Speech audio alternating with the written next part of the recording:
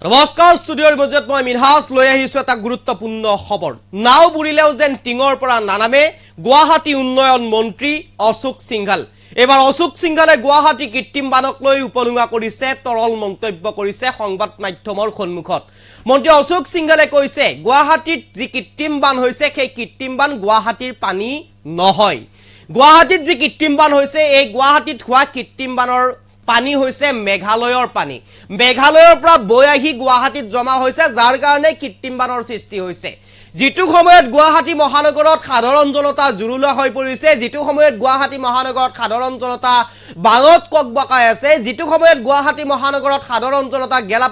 গেলাপানীত ডুবি আছে সেই সময়তে গুৱাহাটী উন্নয়নৰ বিভাগৰ মন্ত্ৰী অশোক সিংঘালে এনে ধৰণৰ তৰল মন্তব্য কৰাটো কিমান গ্ৰহণযোগ্য আপুনি এবাৰ বিচাৰ কৰক গুৱাহাটী উন্নয়নৰ যিগৰাকী মন্ত্ৰী অশোক সিংঘাল তেওঁ সংবাদ মাধ্যমৰ সন্মুখত কৈছে গুৱাহাটীৰ পানী কোলা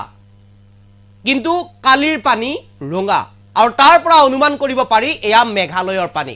কিমান তৰল মন্তব্য কৰিছে অশোক সিংঘালে আপুনি এবাৰ ভাবক চিন্তা কৰক আৰু যদি প্ৰকৃততে গ্ৰহণযোগ্য তেনেহলে কমেন্টৰ জৰিয়তে আপোনালোকে জনাই যাওক অশোক সিংঘাললৈ এটা শুভেচ্ছা দি যাওক এয়া হয় আপুনিও মানি লওক আমাৰ কমেন্টৰ জৰিয়তে এয়া মেঘালয়ৰে পানী আৰু মেঘালয়ৰ পানীতে গুৱাহাটী কৃত্ৰিম বান সৃষ্টি হৈছে আপুনিও কমেন্টৰ জৰিয়তে জনাই যাব পাৰে লৈ আহিছো বিশেষ আপোনালোকৰ বাবে গুৱাহাটীৰ কৃত্ৰিম বানক লৈ মন্ত্ৰী অশোক সিংঘালৰ তৰল মন্তব্য গুৱাহাটীত মেঘালয়ৰ পানী খুমাই কৃত্ৰিম বানৰ সৃষ্টি হৈছে গুৱাহাটীৰ পানী কোলা কিন্তু কালিৰ পানী কোলা নহয় ৰঙা আছিল ৰঙা পানীৰ পৰা গম পাই এয়া মেঘালয়ৰ পানী মেঘালয়ৰ পৰা অহা পানীয়ে গুটেই অনিষ্ট কৰা বুলি মন্তব্য মন্ত্ৰী অশোক সিংঘালৰ আধাতকৈ অধিক পানী মেঘালয়ৰ পৰা আহিছে ৰাষ্ট্ৰীয় ঘাইপথ বাগৰি এই পানী গুৱাহাটীত খুমুৱা বুলি মন্তব্য কৰিছে মন্ত্ৰীগৰাকীয়ে আনহাতে গুৱাহাটীৰ কৃত্ৰিম পানী ৰোধ কৰাত বিফল বুলি স্বীকাৰ মন্ত্ৰী অশোক সিংঘালৰ এক প্ৰকাৰ যেন এইখন চৰকাৰৰ মন্ত্ৰী কিংবা বিধায়ক নাও বুৰিলেও টিঙৰ পৰা নানামে এক প্ৰকাৰ যেন তেওঁলোকে এতিয়া গুৱাহাটী মহানগৰবাসী এনেদৰে এতিয়া কৃত্ৰিম বানত ডুব গৈছে গুৱাহাটীৰ গেলাপানীত তেওঁলোকে পচি আছে গুৱাহাটীৰ গেলাপানীত তেওঁলোক ডুব যায় আছে গুৱাহাটীৰ গেলাপানীৰ বাবে তেওঁলোকে কাৰ্যালয়লৈ যোৱাত অসুবিধা হৈছে গুৱাহাটীৰ গেলাপানীৰ বাবে স্কুল কিংবা কলেজ বন্ধ দিবলগীয়া পৰিবেশৰ সৃষ্টি হৈছে তাৰ পিছতো কিন্তু এইখন চৰকাৰৰ বিভাগীয় মন্ত্ৰীয়ে কিন্তু তৰল মন্তব্য কৰা পৰিলক্ষিত হৈছে তেওঁ উল্লেখ কৰি কৈছে সংবাদ মাধ্যমৰ সন্মুখত এয়া গুৱাহাটীৰ কৃত্ৰিম বান নহয় এয়া মেঘালয়ৰ পৰা আহিছে আৰু মেঘালয়ৰ পৰা অহা পানীয়ে গুৱাহাটীত কৃত্ৰিম বানৰ সৃষ্টি কৰিছে আৰু তেওঁ উল্লেখ কৰি কৈছে পানীৰ তেওঁ ভাগ কৰিছে আৰু পানীৰ ভাগ কৰি তেওঁ সংজ্ঞা দিছে গুৱাহাটীৰ পানী কোলা এয়া যোৱাকালিৰ পানীখিনি ৰঙা আছিল আৰু সেই ৰঙা পানীৰ পৰা অনুমান কৰিব পাৰি এয়া মেঘালয়ৰ পানী আৰু গুৱাহাটীৰ পানী যদি হলহেঁতেন তেনেহলে কোলা হৈ থাকিলহেঁতেন তেওঁলোকে কিমান পৰ্যায়লৈ যাব পাৰে তেওঁলোকৰ মানসিকতা এবাৰ মন কৰক তেওঁলোকৰ এই মানসিকতাক আপুনিও এবাৰ আমাৰ কমেন্টৰ জৰিয়তে সেলুট জনাওক আৰু আমাৰ মন্তব্য কমেন্ট বক্স খোলা আছে কমেন্ট বক্সৰ জৰিয়তে আপুনি জনাব পাৰে আপোনাৰ মন্তব্য এই মুহূৰ্তত আপোনাৰ মনত খেলাই থকা মন্তব্যটো আমাৰ কমেন্টত জনাব পাৰে কাৰণ গুৱাহাটী উন্নয়নৰ মন্ত্ৰীয়ে অশোক সিংঘালে কৈছে এয়া গুৱাহাটীৰ পানী কৃত্ৰিম পানী গুৱাহাটীৰ পানী নহয় কাৰণ গুৱাহাটীৰ পানী কোলা পানী তেওঁ স্বীকাৰ কৰিছে যে গুৱাহাটীত গেলা পানী হয় তেওঁ স্বীকাৰ কৰিছে যে গুৱাহাটীৰ নলা কোলা বা গুৱাহাটীৰ পানী কোলা হয় গেলা পচা হয় বুলি তেওঁ স্বীকাৰ কৰিলে এক প্ৰকাৰ আৰু গুৱাহাটী মহানগৰত কৃত্ৰিম বান ৰোধ কৰাত যে চৰকাৰ সম্পূৰ্ণৰূপে বিফল হৈছে বিভাগ সম্পূৰ্ণৰূপে বিফল হৈছে অশোক সিংঘাল সম্পূৰ্ণৰূপে বিফল হৈছে হেয়া এক প্ৰকাৰ সংবাদ মাধ্যমৰ সন্মুখত স্বীকাৰ কৰিলে মন্তব্য আছে আপোনালোকক মন্তব্য মই শুনাম কিন্তু তাৰ পূৰ্বে মই ক'ব বিচাৰিছো অশোক সিংঘালে যে এক প্ৰকাৰ সংবাদ মাধ্যমৰ সন্মুখত স্বীকাৰ কৰিলে যে গুৱাহাটীৰ কৃত্ৰিম বান ৰোধ কৰাত সম্পূৰ্ণ বিফল হৈছে বা হেয়া কোনো ধৰণৰ সম্ভৱ নহয় যি পানী হৈছে সেই পানী ৰোধ কৰাত তেওঁলোক বিফল হোৱা বুলি সংবাদ মাধ্যমৰ সন্মুখত স্বীকাৰ কৰিছে এক নম্বৰ দুই নম্বৰ তেওঁলোকে কৈছে এয়া গুৱাহাটীৰ পানী নহয় গুৱাহাটীৰ পানী কোলা পানী মেঘালয়ৰ পানী ৰঙা আৰু কালিৰ পানীখিনি ৰঙা আছিল তাৰপৰে অনুমান কৰিব পাৰি এয়া মেঘালয়ৰ পানী আৰু মেঘালয়ৰ পানী ৰাষ্ট্ৰীয় ঘাইপথ খানাপাৰাৰে বাগৰিছে আৰু খানাপাৰাৰ পৰা ৰাষ্ট্ৰীয় ঘাইপথৰে পানী বাগৰি যি আইএছ কলনী আছে বা যি ভিআইপি ৰোড আছে সেই তাত খুমাইছে আৰু তাত খুমাই গুৱাহাটী মহানগৰৰ ভিতৰত খুমাই গৈছে এক প্ৰকাৰ আপুনি ভাবক আপুনি লক্ষ্য কৰক আপুনি এবাৰ নিজে সিদ্ধান্ত লওক কিমান তৰল মন্তব্য কৰিছে যেটো সময়ত গুৱাহাটী মহানগৰবাসী জুৰুলা হৈছে কৃত্ৰিম বানত যিটো সময়ত গুৱাহাটী মহানগৰবাসী কক বকাইছে কৃত্ৰিম বানত, যিটো সময়ত গুৱাহাটী মহানগৰত আবদ্ধ হৈ পৰিছে শ শ যান বাহন, যিটো সময়ত গুৱাহাটী মহানগৰ কাৰ্যালয়ৰ পৰা ঘূৰি অহাৰ সময়ত আবদ্ধ হৈ পৰিছে শ শ যান বাহন, যিটো সময়ত নিশা ৩ বজালৈ আবদ্ধ হৈ থাকিব লগা হৈছে গুৱাহাটী মহানগৰৰ ৰাজপথত যান বাহন, তেনে এটা প্ৰেক্ষাপটত তেনে এটা সময়ত নিৰ্লজ্জভাৱে লাজ নোহোৱাভাৱে গুৱাহাটী উন্নয়ন দপ্তৰৰ মন্ত্ৰী অশোক সিংঘালে এনেদৰে মন্তব্য কৰা পৰিলক্ষিত হৈছে সংবাদ মাধ্যমৰ সন্মুখত। এক প্ৰকাৰ যেন আজিও স্তব্ধ হৈ পৰিছে সমগ্ৰ গুৱাহাটী মহানগৰৰ বিভিন্ন প্ৰান্তত আজিও যেন গুৱাহাটী মহানগৰত কৃত্ৰিম বানে আৱৰি আছে, কৃত্ৰিম বানত আবদ্ধ হৈ পৰিছে শ শ যান বাহন। আজিও যান বাহন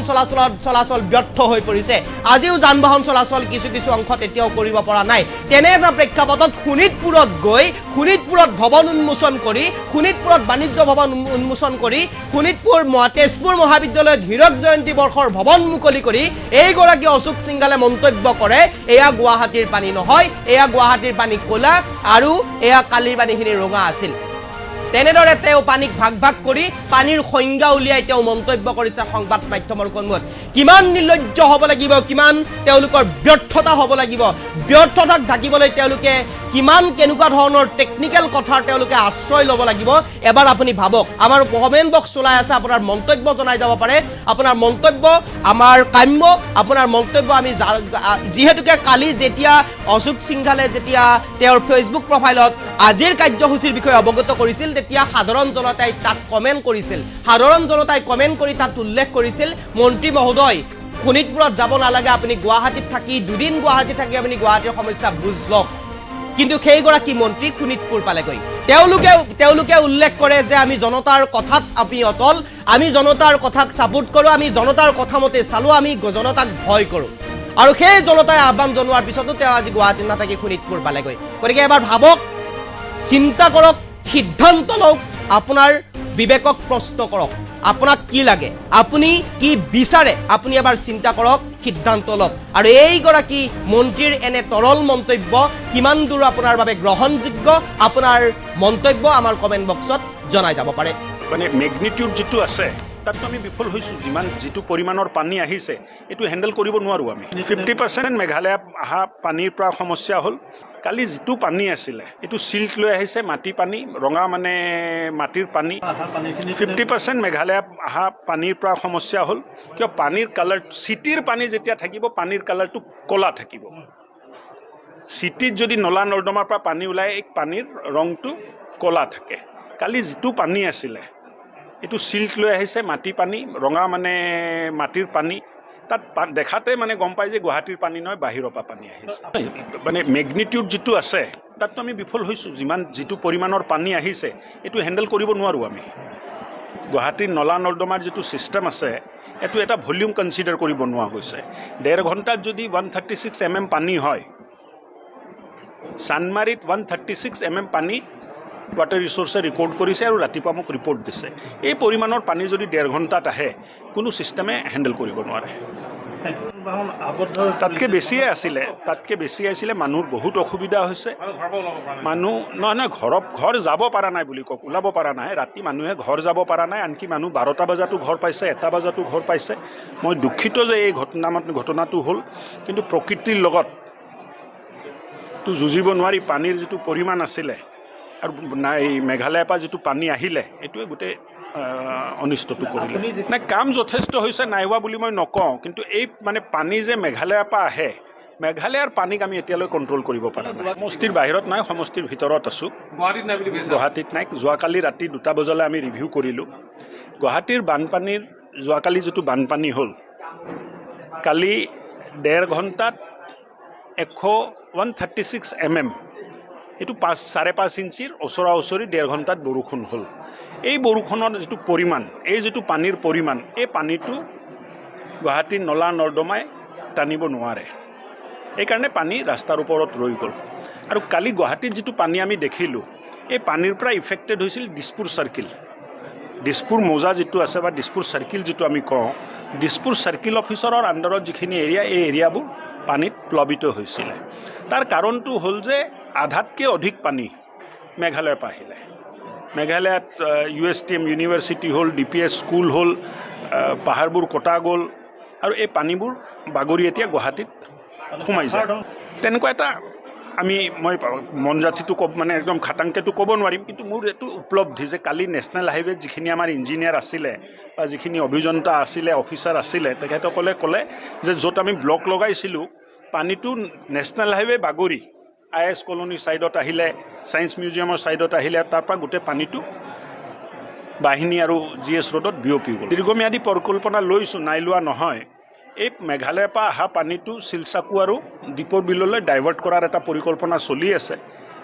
DPR হৈ আছে মই ভাবোঁ যে অতি সোনকালে 2-3 মাহৰ ভিতৰত আমি কাম আৰম্ভ কৰিব পাৰিম দেখা গৈছে যে কালি প্ৰায়